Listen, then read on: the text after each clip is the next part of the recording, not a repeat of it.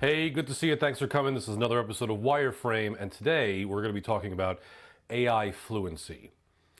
And I'm just going to jump right into it because I've been giving you updates for the last several days about things that have been going on. Nothing's really changed, so let's just talk about the topic. And the reason that this topic is coming up is because a few days ago, probably even longer than a week ago, Bonnie D'Amato, who is a recruiting manager over at Zapier, had a post on LinkedIn that was very interesting because it gave a lot of transparency over the recruiting process at Zapier, specifically basically the new process because of the age of AI.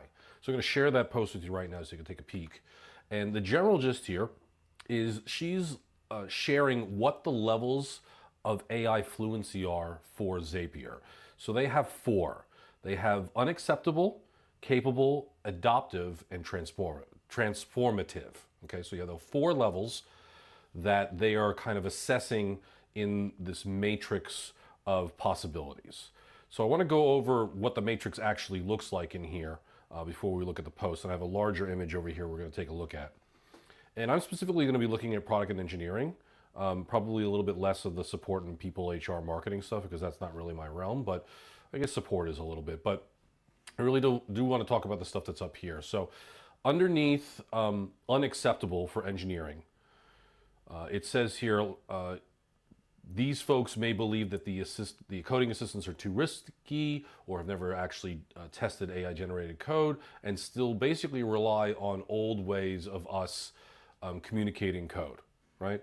But folks that are capable will be using things like ChatGPT or Copilot to actually generate some simple coding things, and they'll be able to explain how they review and prompt and validate stuff that AI does. So that's a capable person. That still is like the bottom of the barrel in terms of what they look like they're looking for, right? Because once you get over to adaptive, they're looking for people who are able to chain LLM calls together with fallback and retry logic. They're able to add tests for hallucinations. They're able to know other tools like Claude, Cursor, and Windsurf, and they can walk the interviewers through being able to tweak the prompts, the limits of potential tokens, even using code reviews, and etc.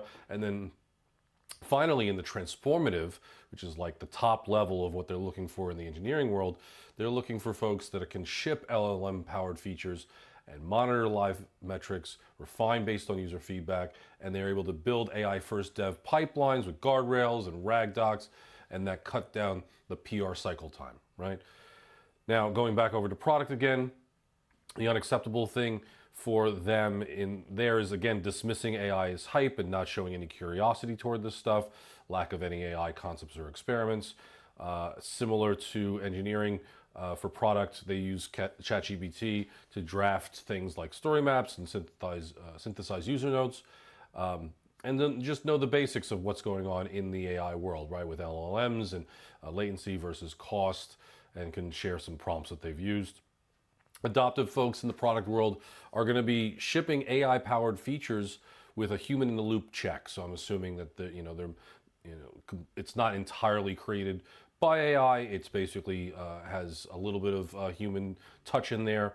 Chooses models based on a couple of different constraints like accuracy, latency, and others, and demonstrates some return on investment, right? So time to a result from 5 days down to 3. And then finally, transformative folks in the product world, they're looking for people who drive product strategy and roadmaps through using AI, and also launching proprietary fine-tuned LLM features that open up new pricing tiers, which I'm not sure exactly what that entirely means, okay? But I'm going to go back to the post and talk a little bit more about some of the evaluations in here, and go back to my face, because what this is kind of saying is that AI in the recruiting phase, which you would hope is part of the role moving forward, is inevitable. And in fact, I reposted this commenting that, if you remember, Microsoft Word was like a thing that was like required on your resume, right? It was required that you know how to use Microsoft Word, or required for you to know email and be able to use it, right? Those are required things that people need to know generally when, having on these resumes. And in fact, I don't even think Microsoft is on my resume anymore, because it's kind of like, yeah, of course it has to be there, right? Like, I need to be able to do email as a regular task in my daily life. So it's kind of like redundant. It's almost like, yes, I know how to walk and I know how to breathe. So, but the comment that I'm making in here is that while Microsoft Word was like a thing that we had expected on resumes, what it seemingly beginning to look like with this one post right now is that we might expect AI to be on these resumes. And in fact, this post is outlining the depth in which we expect AI to be known on these resumes, right? So if you are a naysayer or a Luddite, that is someone that is resisting the AI kind of nature, you're going to be in a rude awakening here, right? That's the unfortunate reality of this stuff, because especially in tech, we're all now using AI, especially in many cases, whether we like to or not.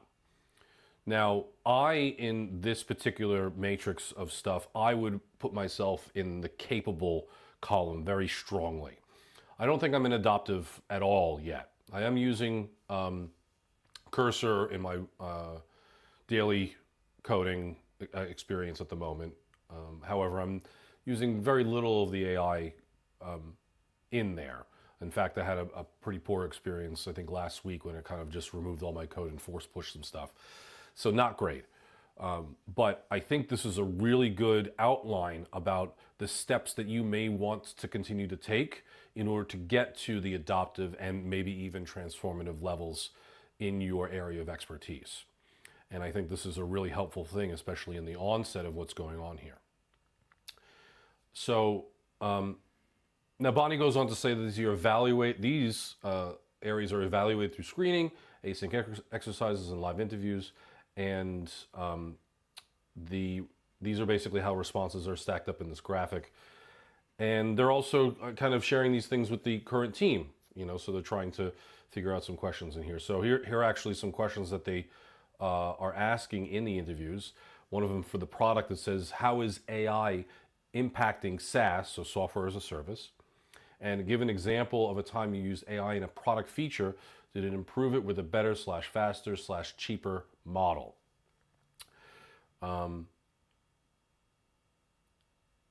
Yeah. So I think this is a really great resource in terms of, again, looking about how the sausage is made internally for when people are recruiting in these tech companies. I think this isn't going to be the first. Well, this is, I feel like, the first one, but this won't be the only one that we will know about or be responsible for, right? We're going to need to stay on top of this AI stuff. It gets a little bit darker than that, unfortunately. Geoffrey Hinton actually did an interview with Diary of a CEO. It's a podcast that has a lot of high-profile folks that give a lot of insights and serious hot takes around the world. And Geoffrey Hinton is known as the Godfather of AI. He was one of the kind of pioneers of the whole movement. And in that interview that he did, he was very strong to describe all of the fears that he has with AI. And one of those fears is job loss. And it is fairly significant in terms of his outlook for that stuff. So something also to definitely pay attention to. I highly recommend looking up that interview that actually just dropped, I think, a couple days ago. So it's about an hour and a half long. So you should definitely have an opportunity to sit down and listen to it because the entire thing is very interesting to listen to in terms of the output. And in fact, admittedly, I was even looking at, okay, well, if my job does go away in some capacity, what am I supposed to do next? He recommends going into plumbing. But I think the sentiment is important in terms of, the possibilities here, because he speaks about things like super intelligence, which is the next level after what we're talking about now. He talks about universal basic income, which is basically like all the humans get money on a regular basis from the government because there are no jobs. So a lot of interesting possibilities in there. But in the meantime, this is a matter of us, if you can't beat them, join them. And I don't think we're going to be beating AI here. I think we're going to need to join it. So anyway, with all that being said, take it as you want. I think there's going to be a really serious look into what we need to do with AI. I know that I will, once I have opportunities to. Again, we have a lot of things going on, like the book as an example, that I need to finish up, but I should certainly do this sooner rather than later. But anyway, let me know what you think. Play nice in the comments, and I won't be around actually tomorrow or the day after. I have events that I'll be going to, and maybe on Friday, but maybe not. So maybe I'm off for a little while. So unless there's more news, and then in which case I'll see you on Friday. We'll see what happens. Who knows? I'm looking forward to it. Later.